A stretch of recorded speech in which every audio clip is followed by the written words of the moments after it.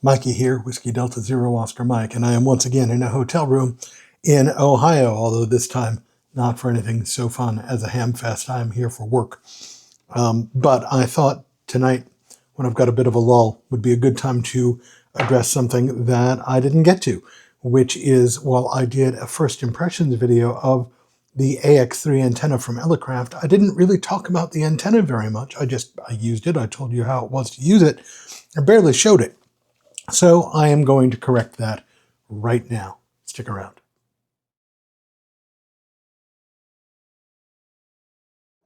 All right, so here's the body of the antenna. And as you can see, it's just a length of plastic. I think it's 3D print, honestly. It's got that kind of pebbly feel to it, although maybe not. Maybe it is a molded plastic of some kind, and they did the pebbly feel to it deliberately to give it some grip. I don't actually care as long as it's quality print or something. It's what's inside it that matters to me the most. And then on the main body, the magic is this plug here. This plug allows you to tap the inductors differently. And it's got a hollow cutout here that points at which set of inductors are in line. So the least induction is added when you've got it set like this. I don't know if you can read. Yes, you should be able to read the markings. So that is for everything greater than 21 megahertz. And then there's the 18 megahertz, which is also usable for the 21 megahertz band that is 17 and 15 meters. And then there's 14 for 20 meters and 10 for 30 meters. So pretty straightforward. You want to change bands, you pop that out and you rotate it. Really not that hard to do compared to, say, clicking a coil collar. Clicking a coil collar. Say that 10 times fast. Pretty straightforward. I'm going to go ahead and reset it. Not that it matters for this demonstration. But that's all there is to it. And then here, there's two different ways you can give it a ground. There's a ground lug here. You can just put a fork terminal, or actually I think this unscrews all the way, and you could put a ring terminal on it if you really wanted to. And then there's also a spot for a mini banana jack. And in fact, it comes with a mini banana plug, which I think I've promptly lost, or at any rate, I couldn't tell you right this minute where it is. But you could put that on the end of a wire. So, you know, pretty straightforward there. And so that's all there is. Oh, and BNC connector, pretty standard. That's all there is to the base, except you've also got these 3 holes in the bottom. And what these 3 holes in the bottom get you is a tripod, because it comes with tripod legs.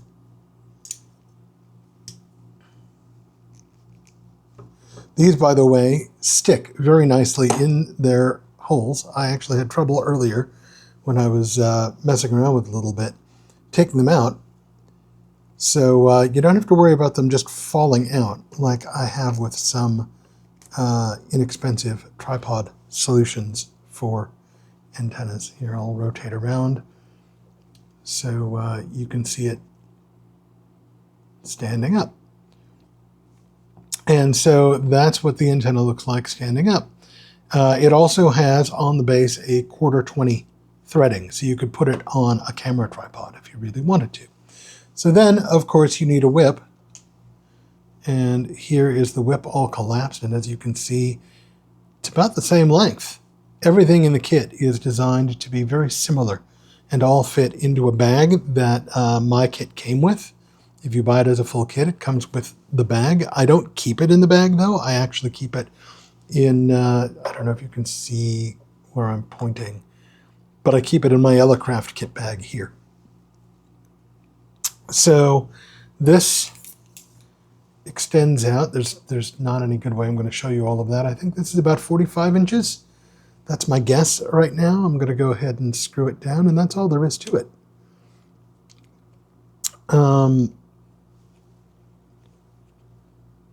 And then it comes with 13 feet of counterpoise that you would put on the lug.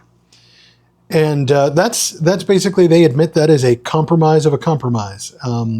Obviously, this is going to be a counterpoise, neither true elevated radials or a true radial field. You can add more if you want to, but they do very strongly recommend, if you're going to try to transmit at all, you at least use this regardless of which band you're going to be on. And as I demonstrated the night on my previous video, when I did make some contacts with it, this really was quite adequate for the task. It also, of course, comes with some coax. The choke is something I've added. Just a simple BNC to BNC choke. Comes with some nice caps. I got this, I actually think, in a mystery box from Ham Radio 2.0, so I can't actually tell you off the top of my head where it comes from. If I get around to looking that up, though, I will drop a link in the comments. So, you just stick the coax on there and you're ready to go, pretty much. I'm going to use a choke next time I use it, though, because I did have some RFI problems. Even putting the antenna at its furthest extent away from the radio, not with the radio itself, but with my laptop. I don't know if you've ever noticed this, but RFI frequently causes trouble with touchpads. And then I also got the AEX1. I don't always remember their alphabet soup. This is the 40-meter coil. So this would get interposed. This would get interposed here between the whip and the body. And then I believe it's designed so you set the knob here, the plug here, for 20 in order to do that, because this coil is also meant for use with the AX1, the AX2, both of which really focus on 20 meters. And then this coil comes with an additional 34 feet of counterpoise, which they recommend you use if you're going to go to 40. I've put it on a winder because that's an awful lot of loose wire otherwise. And they point out, very rightly, that, of course, if you've got 34 feet of wire and you've also got 13 feet of wire, that by itself is an antenna system, right? You could put that on a transformer, or even honestly, you could put that on a 1-to-1, and 34 feet is a quarter wave on 40 by itself. So that's also a valid. So basically, you now have a number of different ways to get on the air with this kit. But the primary way it's meant to be used is obviously this antenna. I have still only used it the once. I'm actually tempted to see what I can get with it sometime tonight here in the hotel room. I'm going to collapse the whip and sort of try to show you the whole assembly. It's really kind of hard to show the whole thing, but there it is. There's a tripod and the body, and the whip collapsed. And you see how small this collapses. Anyway, as I was saying, I'm going to try to see if I can receive anything with it here in the room. I kind of doubt it. I doubt I'd be able to transmit with it either, but I brought the kit in so I could do this video. I might as well at least see if I can get the radio on the air, hear anything at all, maybe do some SW welling if I can hear anything at all.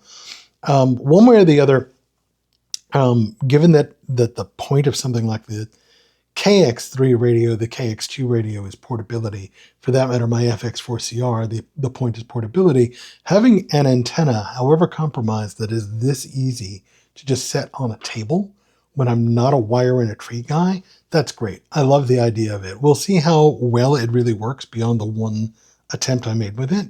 I really need to get out with it again, but I really love the idea of this kind of antenna.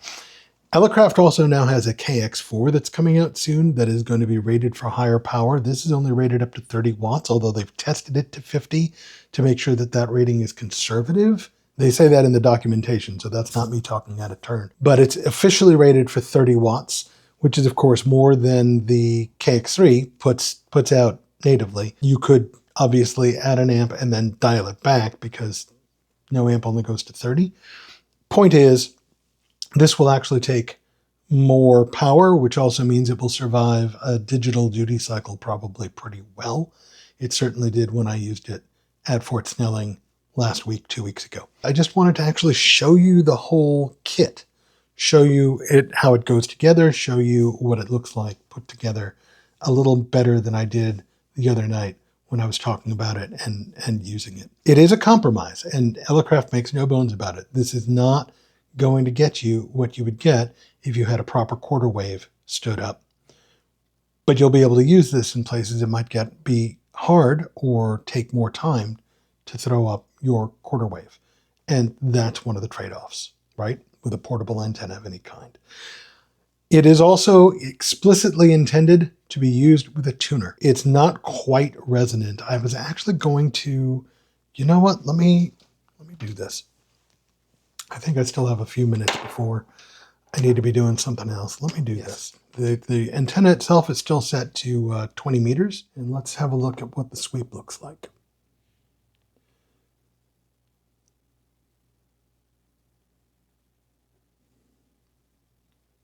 Right, so it is, the best is actually high of 14, so it is short for 14. So you would definitely need a tuner. There's no way to stretch out the whip any further. I'm pretty sure I got it all the way out. Make sure I got all the segments. Yes, I got all the segments out. So you would definitely need a tuner to use this on 20. Let me see. While I've got it here, I'm going to go ahead and rotate the knob. Now I'm set for 30 meters, 10 megahertz.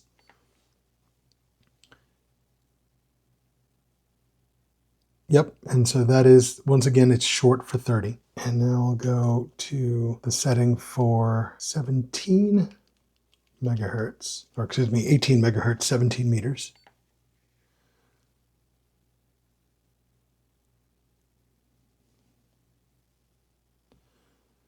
That's got a great dip at 19.5. That is actually, that's actually between, that is between 17 and 15, almost exactly between 17 and 15, which is exactly what they say in the manual, by the way, is that it will be between 17 and 15. So again, you'd need a tuner to tune either one.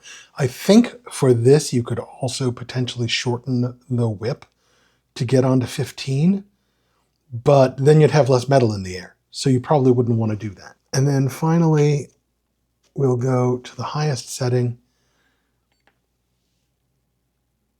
which I'm going to guess is going to come out somewhere a little shy of 12 meters.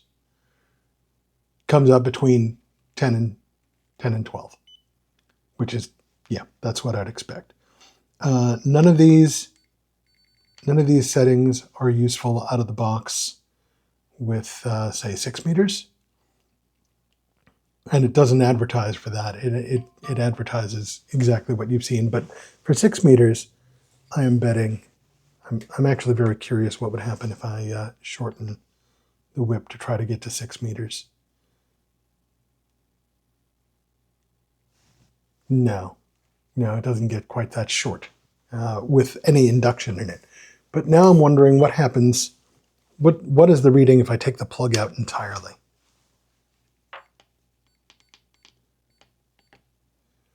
We're doing science.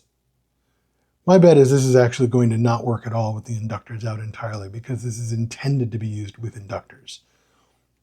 It's not intended to be used in a mode without the plug-in. Okay, so that answers that question, as I expected. This, by the way, was done without a counterpoise on, so those numbers will probably be different with the counterpoise on, and might be closer to resonant with the counterpoise on, and maybe I'll do that experiment another time.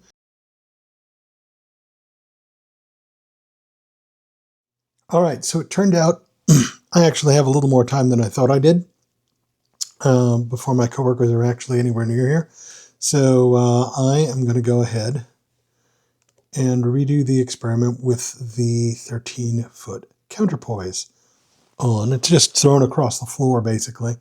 So it's not great, but it's better than having no counterpoise at all. So let's run through it again. I'm currently set for the highest setting again. I just left it where I'd left it last time. So that's going to come out somewhere in here.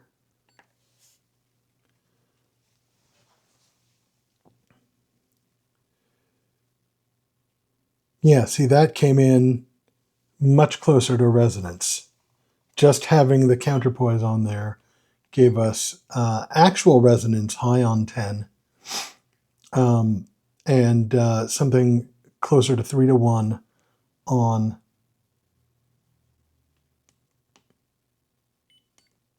actual resonance on 10, a little high on 12, and a little high on 15 at this setting. But a tuner, which is meant to, this is why it's meant to be used with a tuner. A tuner would really solve the problem. Make sure you can actually see the screen. And they're very explicit to use this with a tuner. Do not try to use it raw, as it were. Do not try to use it straight. All right, so now I will go to the 18 megahertz setting.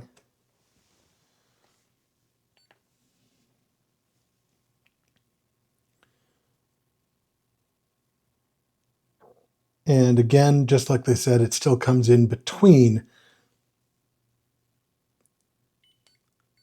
It comes in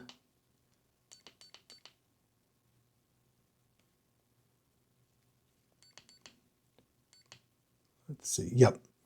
So it comes in, now it comes in long for the 17 meter band.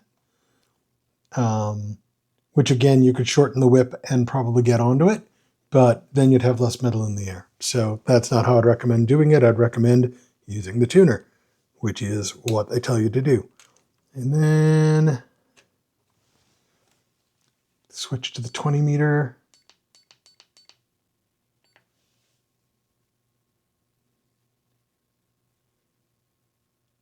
It is actually resonant on 20. It is actually usable. Let's zoom in. That would actually be usable without a tuner on 20. I wouldn't recommend using the edges on 20 without a tuner personally, but you could do it because it's almost all under 2. FT8 would be the only part, and NCW would be actually even FT8 is like just under 2, right? So, and then here's 30. Let me do the thing. Stuff. And of course, for 30, at this point, this counterpoise is definitely short. But